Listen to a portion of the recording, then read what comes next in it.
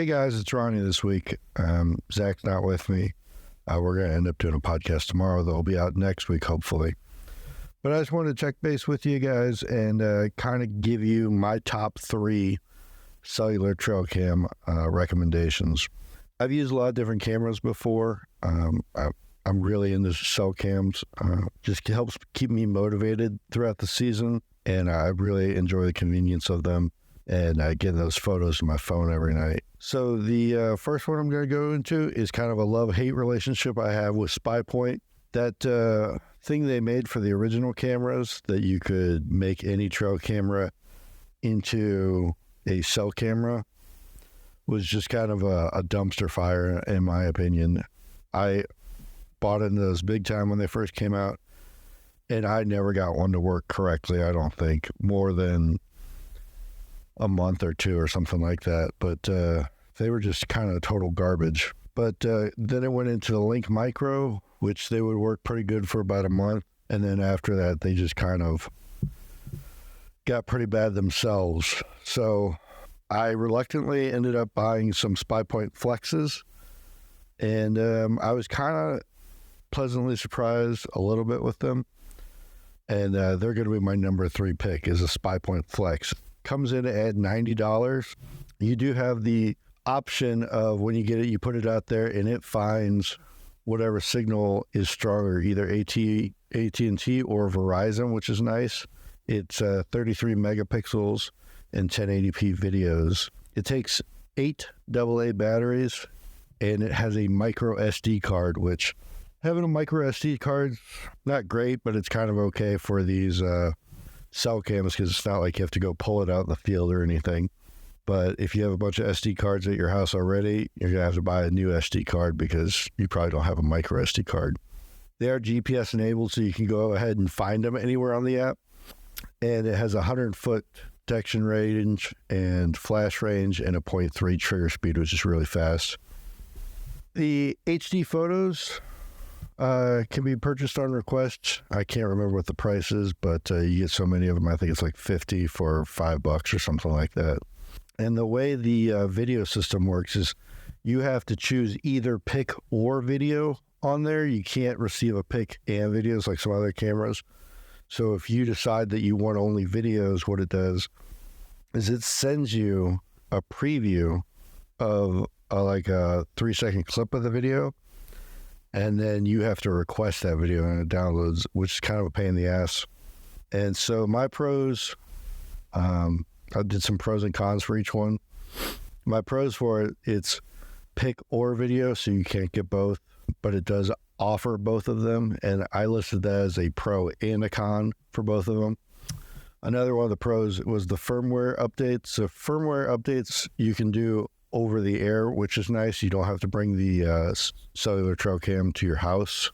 Third pro is dual SIM card, so it does have the AT&T and Verizon built into it. So you don't have to pick either one. It'll find whichever service is stronger in the area.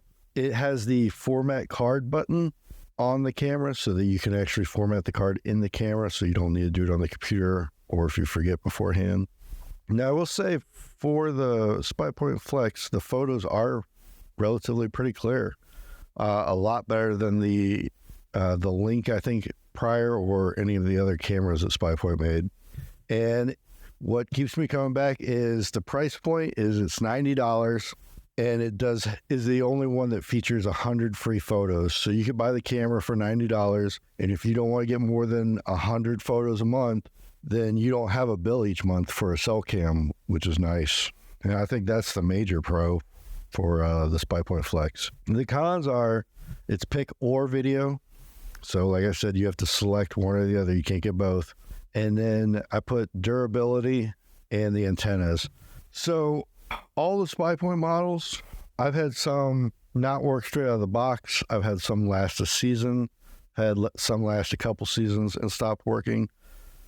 But it is like a ticking time bomb. At some point, it's not going to work anymore.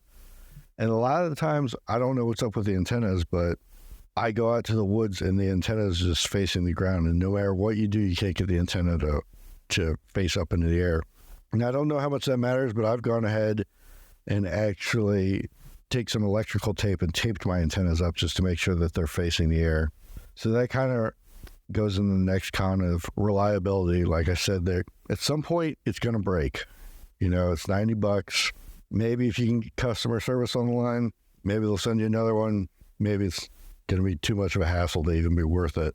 But the reliability just isn't there for me. And that goes into the last one is customer service.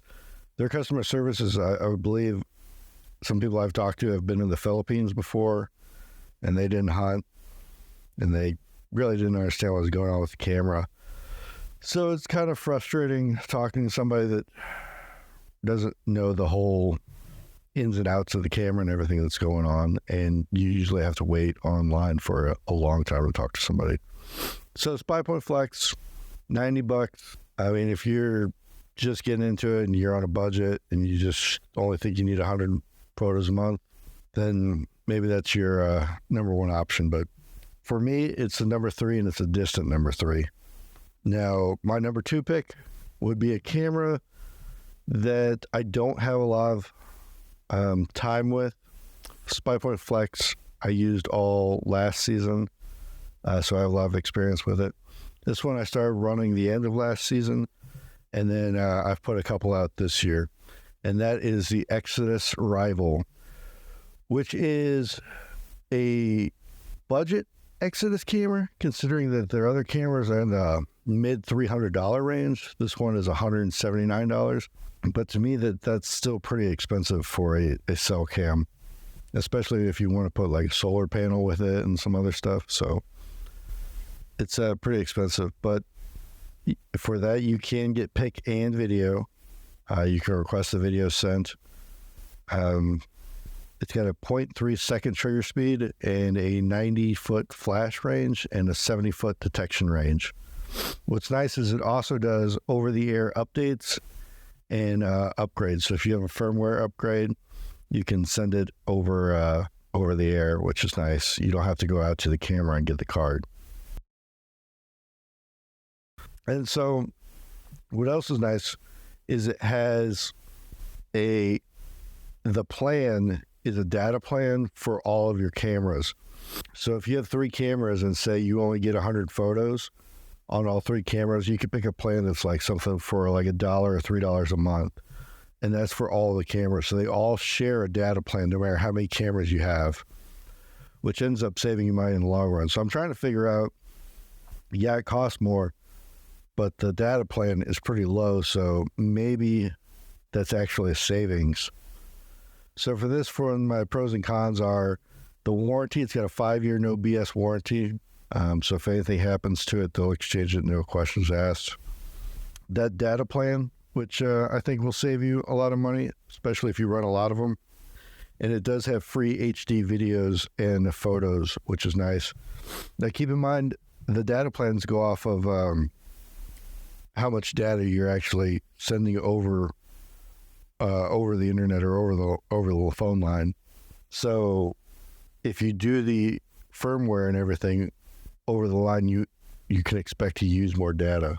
Each camera will have a $7 fee that's like a phone line connection fee.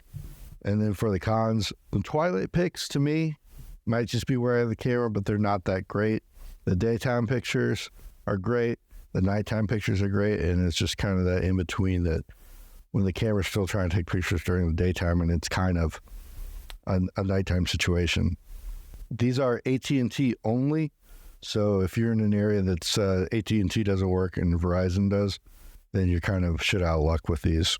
Another con is the price. $179, like I said, it's a good amount of money. The last con would be that you can't pick your transmit times. So a lot of the other cell cameras, like you'll have them send their photos to with you, at 9 p.m. every night or something like that. But this one is how many times a day do you want it sent to you? So I want it sent to my phone once a day. So it sends me the pictures at midnight, and I can't change it unless I want it to send me to my phone more often, which I'm not super stoked about that. But the camera is nice. It's a little expensive, but takes good photos. The warranty's great. And it seems like it's pretty rock solid. So that's my second pick. And then coming in number one for my cell cam recommendations would be the Reveal X Gen 2. That comes in at about $125, which is very reasonable. It comes with a SIM card that you have to choose either AT&T or Verizon, so whatever works better in your area. It is $5 at least minimum per plan per camera. So if you have a bunch of cameras and you have to pay $5 a camera, it really adds up after a while. So each data plan is for each individual camera. So you can't buy one data plan and then it covers all the cameras. Each one needs its own individual data plan, which kind of sucks. It's a 0.5 second trigger speed. And then I've found that these cameras, this is my go-to one. I mean, it costs a little more in the data plans, but they're pretty rock solid. So my pros are the firmware that just came out makes the pics look crystal clear. I mean, they're great. Sometimes I still need to request those HD photos, which I think is $50 for $5. But the new firmware upgrade in them makes the pictures look really good. Another really nice thing is it has Wi-Fi for setup. So when you're setting it up out in the field, you can join the camera with your phone and it sends you a live stream video to your phone showing you what the camera's looking at. So you don't have to question anymore of like, if you go out and you stand in that scrape and you look at your phone and the camera's live streaming a video, if you stand in that scrape, you know that that's where the camera's facing. So that is a really nice feature. And like I said, another pro is that they're rock solid. I've been using these for 3 seasons now, or the Tacticam Reveal line. I have some for about 3 seasons now, and I'm still using them. I don't have any that are broken that I don't use anymore. The Spy Points, I had a bunch of them, and I'd say I'm down to a quarter of them, and that's with the ones I've sent back to the company and received new ones. So some of the cons is it's more money. Like I said, for each plan, the firmware is not over the air. So you do physically have to have the camera with you.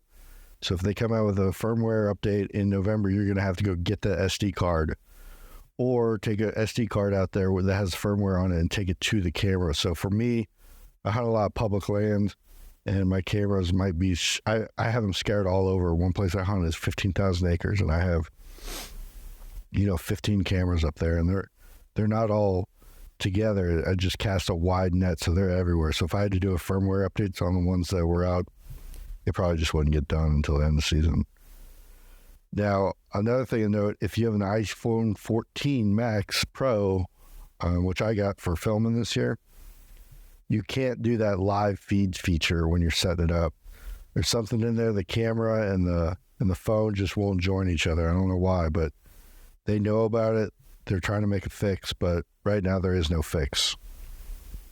And then I guess the other thing that's a con is just the HD photos is, $5. So you're paying $5 at least for each camera a month. And then if you want your 50 photos HD, I paid another $5. So these fees start to really add up by the end of the month, and that's on top of the $125 you paid for each camera. So that's my recommendations, and I'll just give you guys a couple tips here for running cell cams. If you can afford it, I'd go ahead and get solar panels. And a lot of people say, hey, I keep my cameras in the woods and I don't have a good place for the solar panel to see the sun. Well, when you get the solar panels for any of these, well, maybe not the Spy Point, but for the Exodus or the Tacticam, you get them home and you have to charge them.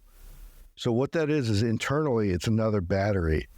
So if that camera doesn't see the sun at all, you've put a camera out in the field that now has two batteries, which is, that's pretty nice.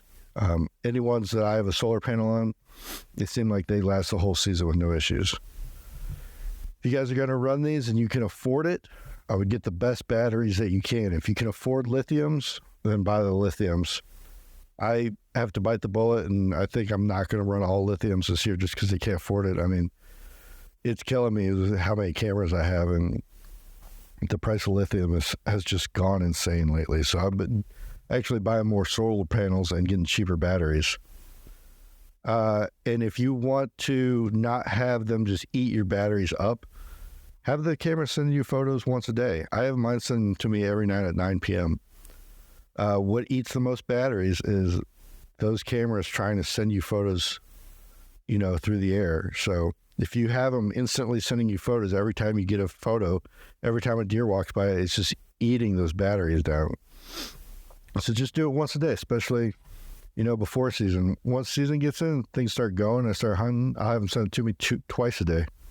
I only need to see it in the morning and the evening to try to come up with a plan of what I'm going to do. So I don't use them to try to go see a deer and then kill a deer that day. If I see a deer in the area in the morning, maybe I'll try to go hunt it in the evening. But I'm not putting these outside my back door and trying to shoot a buck off a feeder or something. These are just to get inventory and basically just kind of make a plan for the area. And then if you are putting them on a feeder or something, and you're getting 1,000 pictures a day or a bazillion pictures a day, put a delay on there, and that'll save some of your batteries too. So I hope this helped you guys. I know there's a lot of options out there. I've tried a lot of them. And I think that Tacticam, Reveal, and the Exodus are the way to go. I put SpyPoint in there just because that's a budget-friendly version, but I haven't tried the callbacks, the ones that link to each other. I think that's a neat idea. That's the only other thing I would probably try. But so hopefully you get out there, get your cameras in the field soon. Season's coming up. Here in Tennessee, it's the end of September. Season starts, and then I live on the border near Kentucky, so Kentucky season opens real early this year, 2 September. So it's almost time right now, and I feel like I'm behind on everything. I got more cameras to get out. I got a lot to do. It's hot outside. Summer scouting blows, but you got to get out there. You got to do it. So get out there, be safe, have fun. If you have any questions, let me know. Thanks, guys.